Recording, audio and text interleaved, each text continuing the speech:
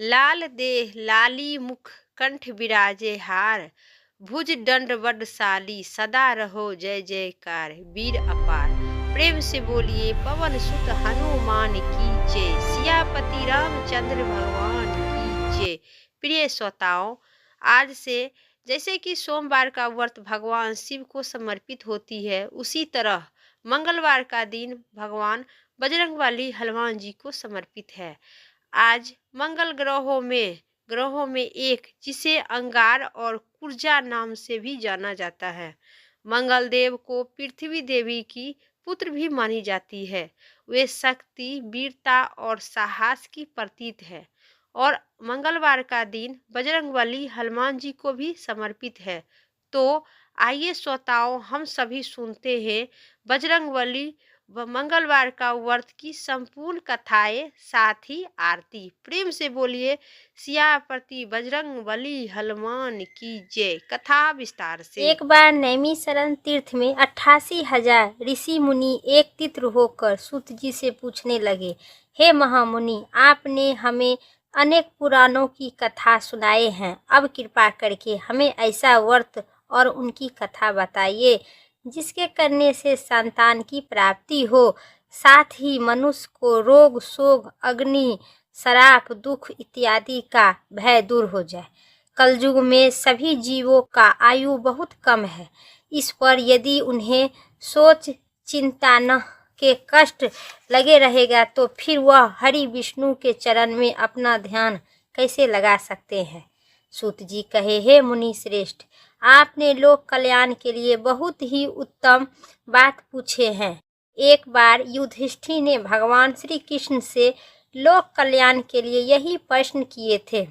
भगवान श्री कृष्ण और युधिष्ठिर के का संवाद में आपको सामने कहता हूँ, ध्यान देकर सुने।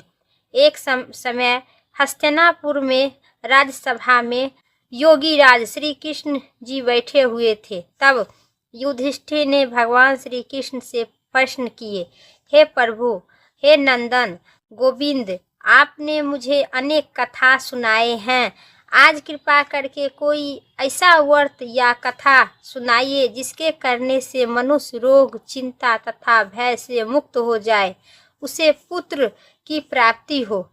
हे प्रभु, बिना पुत्र के मनुष्य का जीवन व्यर्थ है, यह नरगामी होती है। पुत्र के बिना मनुष्य तृप्त कभी नहीं, तृप्त से छुटकारा नहीं पा सकता है। यह आप ही पुनः नरक के उद्धार के पा सकते हैं। अतः पुत्रदायक व्रत कोई कृपा करके हमें बताइए। श्री कृष्ण बोले, हे राजन, एक समय की बात है। एक समय प्राचीन इतिहास सुनाता हूँ, आप मुझे ध्यान पूर्वक सुने। कुंडलपुर नामक एक नगर था। उसी में एक नंद नाम का एक ब्राह्मण, विद्वान ब्राह्मण रहा करता था। उनका गुजारा जैसे तैसे चला जाता था, परंतु वह बहुत दुखी भी रहा करते थे क्योंकि उनके कोई संतान नहीं थी। उनके पत्नी सुनंदा पतिव्रता थी, भक्ति पूर्वक श्री हनुमान जी की आराधना की पूजा किया करती थी।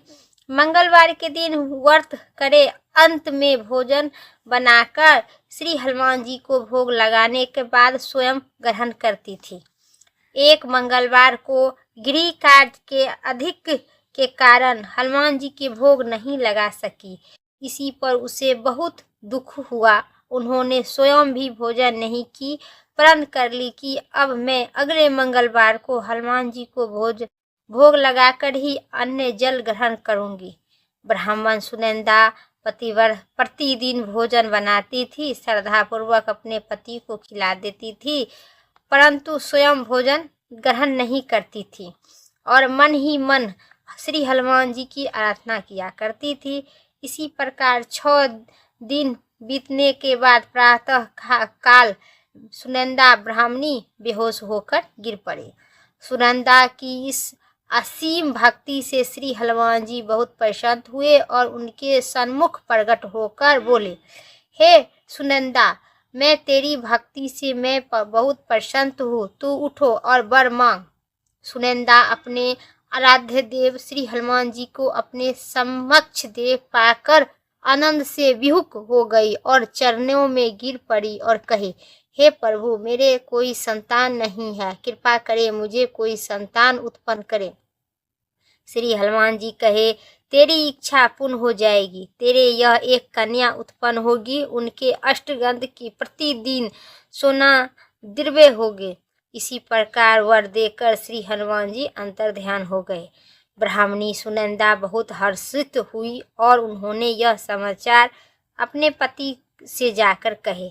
ब्राह्मण देव कन्या का वरदान सुनकर बहुत दुखी हुए, परंतु सोना मिलने की बात सुनकर बहुत प्रसन्नता हुई। विचार की कि ऐसा कन्या के साथ मेरी तो सभी निर्धनता समाप्त हो जाएगी। श्री हनुमान जी की कृपा से वह अपनी गर्भवती हुई और 10वें महीने में उनके एक अति सुंदर कन्या का जन्म दी। यह कन्या अपने पिता के घर ठीक उसी तरह बढ़ती जिस प्रकार शुक्ल पक्ष की चंद्रमा बढ़ता है। 10वें दिन ब्राह्मणों ने बालिका का नामकरण और संस्कार करवाए। उनके कुल पुरोहित ने उन्हें बालिका का नाम रत्नबाला रखा। इस कन्या ने पूर्व जन्म में विधि विधान से मंगल देव हनुमान जी का व्रत किया करती थी। रत्नबाला का अष्टगंध प्रतिदिन बहुत सा सोना दिया करता था। उस सोने से नंद ब्राह्मण बहुत धनवान हो गए। ब्राह्मणी सुनंदा भी बहुत अभिमानी हो गई। समय बीतने लगे। रत्नबाला 10वें वर्ष का हो चुकी थी। एक दिन सुनंदा ने अपने नंद ब्राह्मण से कहे, हमारी पुत्री रत्नबाला विवाह योग हो गई है, अतः कोई ऐसा सुंदर योग वर देखकर उनका विवाह कर दिया जाए तो ठीक रहेगा। यह सुनकर नंद ब्राह्मण बोला, अभी तो रत्नबाला बहुत छोटी है। तब ब्राह्मणी ने कहे, शास्त्र की आज्ञा है कि कन्या 8वें वर्ष में गौरी, 9वें वर्ष में रोहिणी और 10वें वर्ष में कन्या के इस पश्चात रत्नबाला हो जाती है। गौरी के दान करने से पाताल लोक, रोहिणी के दान करने से वैकुंठ लोक और कन्या के दान करने से इंद्रलोक में सुख की प्राप्ति होती है। हे पतिदेव, अगर रत्नबाला का दान किया जाता है तो घोर नरक की प्राप्ति होगी। इस पर नंद ब्राह्मण ने कहे, तो अभी रत्नबाला 10 वर्ष की ही है, मैं तो 16 वर्ष साल की कन्या का विवाह करवाया हूँ, अभी जल्दी क्या है। ब्राह्मणी सुनंदा ने कहे, आपको लोभ अधिक हो गया है। अगर 11वें वर्ष में कन्या का विवाह नहीं होता है तो उनके मानसिक धर्म से रक्त का पिता और बड़े भाई का पान करना पड़ता है। शास्त्र में कहा गया है कि यदि माता पिता और बड़ा भाई रत्नबाला कन्या को देखते हैं तो वे नरक के गमी होते हैं। नंद ब्राह्मण से कहे, ठीक है, मैं कल योग वर की तलाश कर अपना दूत भेजूंगा। दूसरे दिन ब्राह्मण ने दूत को बुलाए और कहे, मेरी कन्या जैसी सुंदर वैसे ही वर उनके लिए तलाश करो।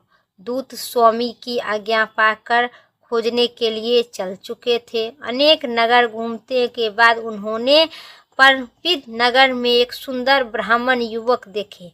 वह बालक, जिनका नाम सोमेंद्र था, बहुत गुणवान थे। दूत ने इसी सुंदर गुणवान ब्राह्मण पुत्र के बारे में अपने स्वामी को पुनः विस्तार पूर्वक कहे।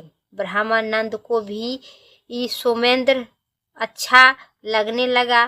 फिर एक शुभ मुहूर्त में विधि पूर्वक सोमेंद्र को कन्या के दान कर ब्राह्मण ब्राह्मणी संतुष्ट हो गए। परंतु ब्राह्मण नंद ने अपने तो लोभ समाया हुआ था, उन्होंने रत्नबाला का दान करने तो कर दिया था, परंतु वह बहुत घिन था। उनके विचार किया कि रत्नबाला जब ससुराल चली जाएगी तो उससे जो सोना मुझे मिलता है वह तो आगे नहीं मिलेगा। मेरे पास जो धन था सो तो इसके विवाह में मैं खर्च कर दिया हूँ और जो शेष बचा है वह भी कुछ दिन पश्चात समाप्त हो जाएगी। मैं इनका विवाह करके बड़ी ही भूल कर रही हूँ। उनके विचार किए कि वह भी कुछ दिन अब क्या होगा? अब कोई ऐसा उपाय करूं जो रत्नबाला मेरे घर में ही बनी रहे। लोभ रूपी राक्षस ब्राह्मण नंद के मस्तक पर छा जा रहा था। रात भर सैया पर बेचैनी से करवट लेते उन्होंने एक चाकू निर्माण किए। उसने विचार किया कि रत्नबाला का पति सोमेंद्र उसे अपने घर आपस जाने लगेगा तो उसे मार्ग में ही उनका वध करवा दूंगा और अपनी पुत्री को अपने घर आपस ले आऊंगा, जिससे नियमित रूप से उसे सोना भी मिलता रहेगा और समाज में कोई मनुष्य उसे दोष भी नहीं दे सकता है। प्रातः काल हुआ। नंद ब्राह्मण और उनकी पत्नी सुनंदा ने अपने जमाता तथा पुत्री को बहुत सारा सामान देकर, धन दौलत देकर विदा किए। सोमेंद्र अपनी पत्नी रत्नबाला को लेकर अपने नगर की तरफ चल दिए। ब्राह्मण नंद महालोभ के भयभूत से पाप पुण्य का विचार भूल चुका था। अपने भयंकर चाकू का निर्माण किया और कार्य रूपी देने के लिए अपने दूत को मार्ग में अपने जमाता का वध करने के लिए पहले से ही भेज दिया था। स्वामी की आज्ञा पाते हुए सोमेंद्र का वध कर दिया। इसके पश्चात उन्होंने यह समाचार ब्राह्मण तक पहुंचा दिया।